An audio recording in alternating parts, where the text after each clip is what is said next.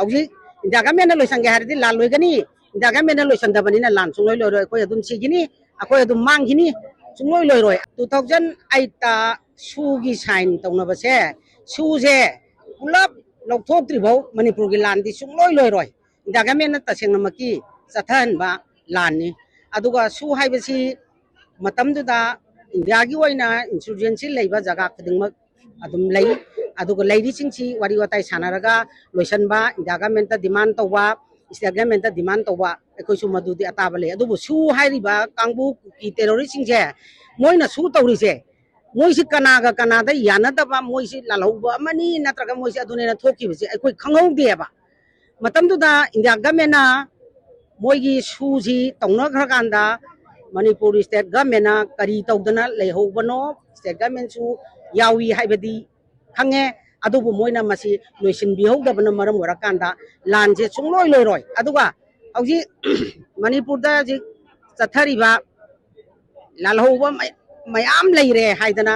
amit shah amadi narendra modi na hairi base masi ta sengnamaki akoi thamoi sidai da yam saung mama poeba lalhoba na mana seme mana linkhatle micham mayam ma halalle mana aduga lalhobu leire lalhobu loisan doine na cobra nura kharau nu mayam ma tawrisi kana ba sikari no ba masi kaisu phangoi kaimta oiroi moina nongmai katha liba moina lujing loya da yum mai tha dana chelha liba misi mina thoiba mayam je karai da gi lakwa nongmai maruna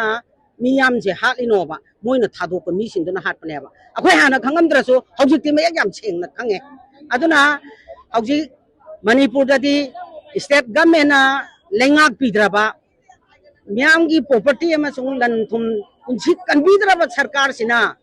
santi porkane na nok tana leiri base yam ikai ni ngai ne ba koi ta cheng tum moi masak tu da koi ikai ba idong chau ko le ba mara le jadra ba moi na ngapi sembidra bani na khutta utup pai dana angam ba eni hau tau giba mayam ching dana hau ji enai na mayam ma ek palakan da phari pulli ngasi awa ba mayam ma tahli aduga Chorsampur da hana nongmai lakhiba lan hauram dai da lakhiba nongmai sing do phagat pirabra nongmai lakpa mi sing du masakta kari action lore football sanabada nongmai alaga football sanagiba nongmai phabirabra aduda adugi potu phagrabra ba tasengna naga ichinenau taruk sa semba dong semaga hat kraba akoina emotion dagi hat pani na hairaba masana adugi mathakta bogda action lama bog lobangam daba सरकार सी अखोइने लेरी ने लौगद्राबा सरकार से अदुना अखोइ तुमनना हाट के हाइबसे सरकार की state central government की policy दा state government ना सपोर्ट तौरा कांद लेदना अदुम लेबा फिबम सिदैदा अखोइ प्रजा सिंसे वारे सोक्थरे खरसो हेमन गरे प्रजा मियाम से धरना फंबगा रैली सपगा द सनांग तारे अखोइ यम वारे Isaisu tabam thapong khangre mai masing tamang khangre mayum ba kai leitre aduga ngasai asu yam war ba mi singjida leina narakanu ya banate adu tawi ba mayam puna ma singse sarkar na thawoi wawoi dana leibi ba se masi akoi taseng na nungaite aduna hauji kai then mayai simmak ta da jingmi tammi akoi mayam punna tanara kanda akoi kari khungthang changchen gadage haibagi matam se yamna thiengma ba matam oiraga su yamna chumba khongthang ne na ai lojage aduga hauji hauji leibiri ba akoi state ki force sing se akoi swai tampak ta di tampak ki mi pha ba di yam thona phaye ba moi se aduga ngasai gi thabak ama haibadi lalhouba di terrorist na ko singduna akoi da landar ko matam da di order phangde state government ai ko da ya ba pi de na nongmai do karai da losal laga lei bano kangde ba state ki forcing de ado hauji pharam dai di mareng chatana yena ka luka mi ko chi thi da na phari ba adu da di moi gi thonga se lei na lowe ba ado masi yam nungai te ado koi hauji ki tanjas da la loi ba hai ba si ju la loi gi roi jaga me na loisan ge hai ba no mi ta la loi gani ukina ko te hauji moi gi su se ulap su se thutchal la ba loktho ba manipur gi la loi re adu natraga di lan chung loi roi ko yam wa gini adu na miyam punamang na akoi wari ba masana aina mi akoi na nungai ta na hat khibani haibidugi justice tu kadai da puthokrage ba mi du moi phagrabra moi gi mathakta kari action lorge ba adu phamung da tumba angang macha prik thabok da jiri banggi kari gi lau subadagi hali ba mayam singsi justice ama bhok puthok pidraga akoi shanti gi wari sari ai ubada no phet ho shanti la e sibu akoi di ta bada bhok isa je tu chung ikai ba aduna hauji hairi ba kongjang hairi ba mayam che akoi mayam che kari tawgadage haibagi wapam che yam punamak khanara kanda akoi na ngang ni moina tabidre protest to wi tabidre memorandum na sandre ngari yomada yaure sine akoi gi kano se aduna akoi ngasi se memorandum ju piroi sakana to ri bo se akoi yaning de jati punamak na yaning de moi henmalli kongkom hantok piu haibadune ba akoi na justice puthok piu aina hali hairbo do phaba ngam da ba sarkar sibu leibham thoi braba moina thibada phangde na wabado tiningai leitre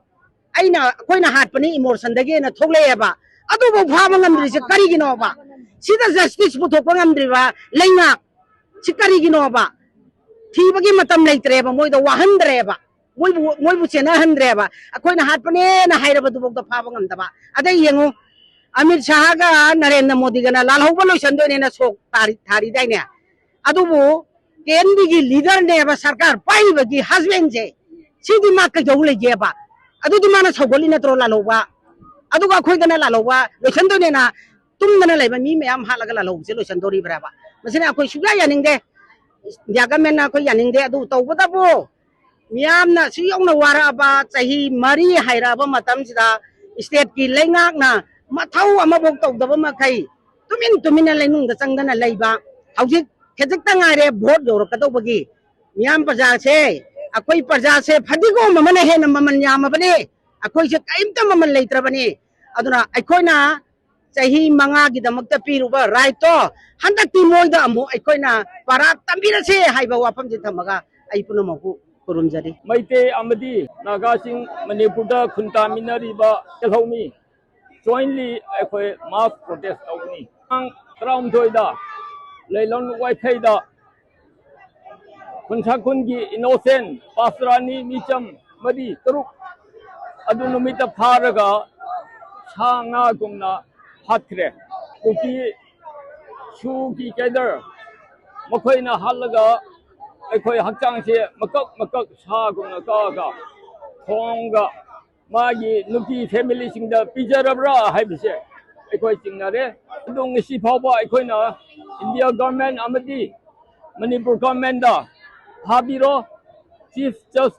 justice deliver to biro shu advocate to biro nomai sis to biro kuki terrorist se capital punishment biro akhoi Indian gi IPC ki makhada book to biro natural capital punishment biro ha ekoi timan se ngisi phawba ekoi hungry adin hen gokta imphal da leiba valley da leiba maite khungakpa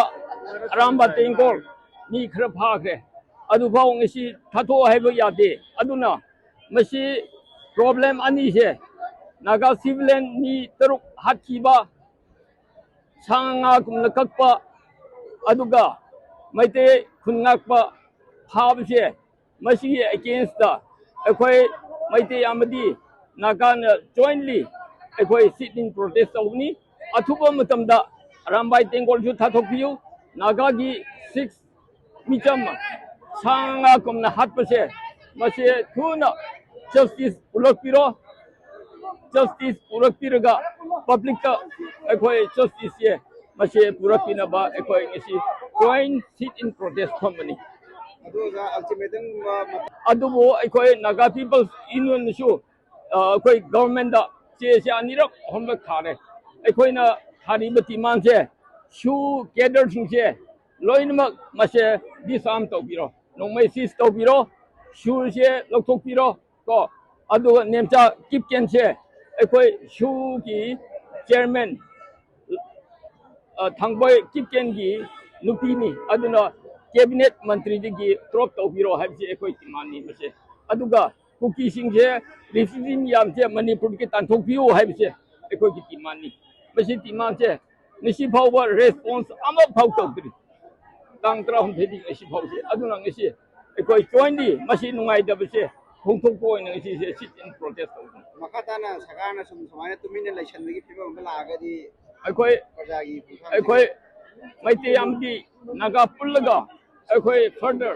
democratic ไอ้คน agitation อากันแบบจะทักนี้อัตโตบคงจังหูจังนี้ไอ้คนนายเบิร์ดเลยบ่มรุมาปามยามเก่าละก็ไอ้คน government เกี่ยงสไอ้คนไม่ใช่ไอ้คนอดมไอ้คนกิจมันที่จะทักนี้ ngasi akoi lamdam sibu poliba kaithe lairembi imagi masai gon sida singmi tammi punna awaba taraba matam sidaida akoi punjalaga awaba singsi kari tawraga kokadage haidana khana naina bagi mifam ama pangthokwa ngambasi yamna harawi yamna pungning nungsi itihas ta sanagi mayekna iduna leihoragani haibasima aigi motta thamjaningi adubu hauji aikoi lairiba manipurgi irangsi sungloi loi giroi maramdi lal loisanba haibasi india government na tasengna makki tawhanba lan makal amanina aikoi gi lan se loisan giroi haibasi madi ai tasengna haijage